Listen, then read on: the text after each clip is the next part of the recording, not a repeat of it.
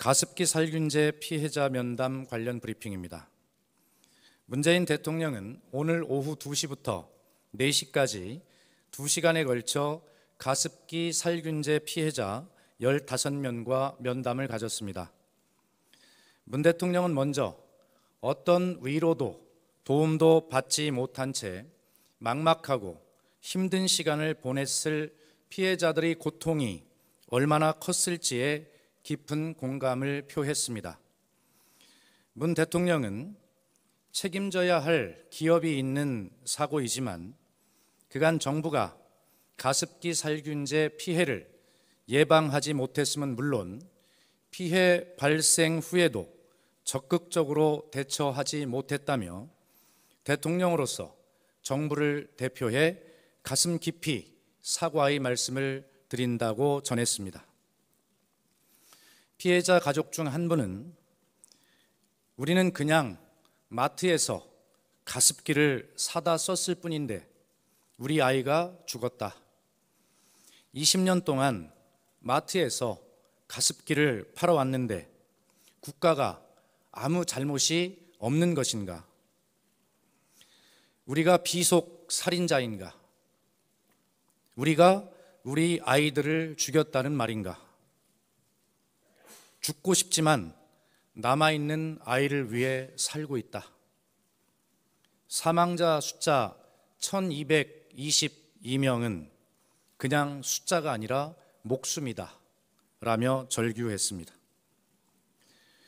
피해자 가족들은 철저한 진상 규명을 위해 특검으로 재수사를 해줄 것과 피해 구제 재원을 확대하는 방안을 추진해 줄 것, 대통령 혹은 총리실 직속의 전담 기구를 만들어 컨트롤 타워 역할을 하게 하고 피해자 인정에 관한 판정 기준도 현재의 1, 2단계에서 3, 4단계로 확대해 줄 것을 요청했습니다.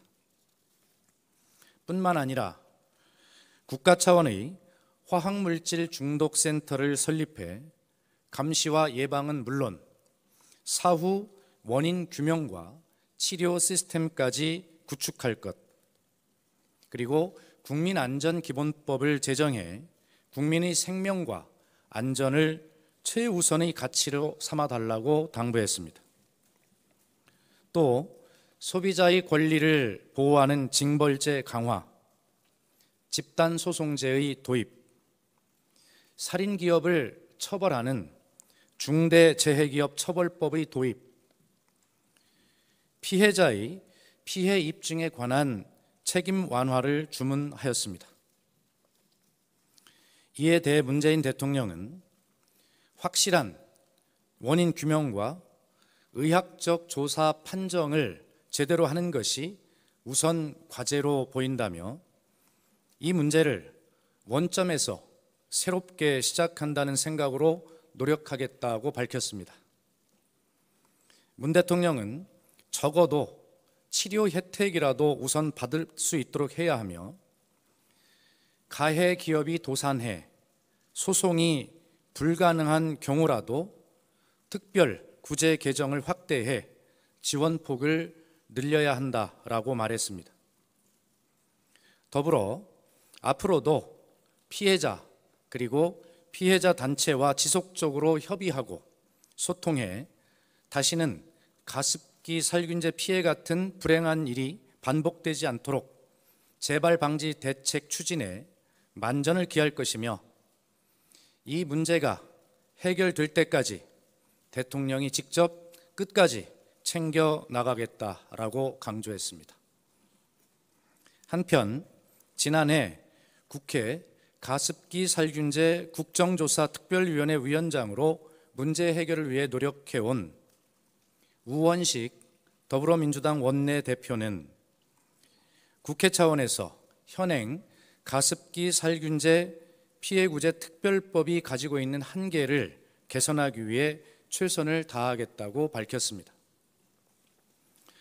홍영표 국회 환경노동위원회 위원장도 환경노동위원회 차원에서 관련 법률이 제대로 처리될 수 있도록 힘을 더하겠다라고 말하였습니다. 김은경 환경부 장관은 그동안 새 정부의 국정 철학에 맞추어 피해자들의 요구 사항을 원점에서 재검토해 후속 대책을 마련해 왔다고 밝혔습니다. 또한 피해자들과의 협의체를 만들어 이후 피해자 지원과 관련한 의견을 수렴하고 소통해 나가겠다라고 말하였습니다. 오늘 문재인 대통령은 산소통에 의존하고 있는 14살 임성준 군에게 야구선수 피규어를 선물하며 꿈을 잘 키워나가야 한다라고 격려하기도 했습니다. 또 혹시 모를 사고에 대비해 청와대 의료진이 면담 내내 대기한 것은 물론이고 참석자들의 알러지까지 조사해 다과를 마련한 것으로 전해졌습니다. 이상입니다.